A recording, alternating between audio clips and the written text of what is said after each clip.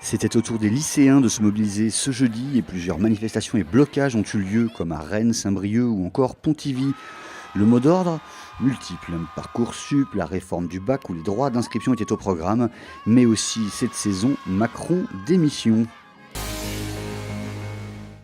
Permettre aux habitants des maisons de retraite de s'évader grâce à la réalité virtuelle, c'est le principe de Live Out, une jeune start-up basée près de Saint-Brieuc.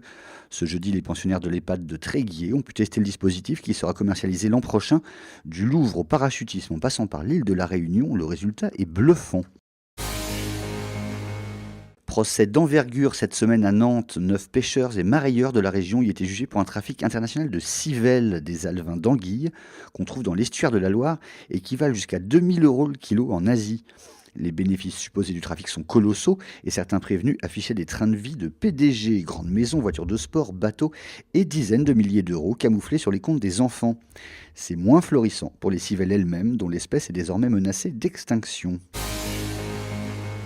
Cette fois, c'en est fini de la route du Rhum 2018. La ligne d'arrivée de la course sera fermée ce vendredi à 14 h, ce qui signifie que les deux derniers concurrents encore en mer, Éric Bellion et Loïc Ledoyen, ne seront pas classés. Et pire, qu'ils n'auront pas de tiponche à l'arrivée. La fermeture avait été retardée de 5 jours du fait des mauvaises conditions météo au départ de la course.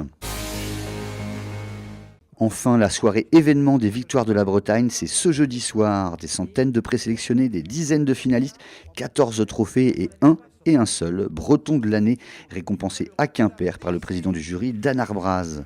La cérémonie animée par Pauline Fercot et Calixte de Nigremont est à retrouver en direct puis en différé sur le telegram.fr.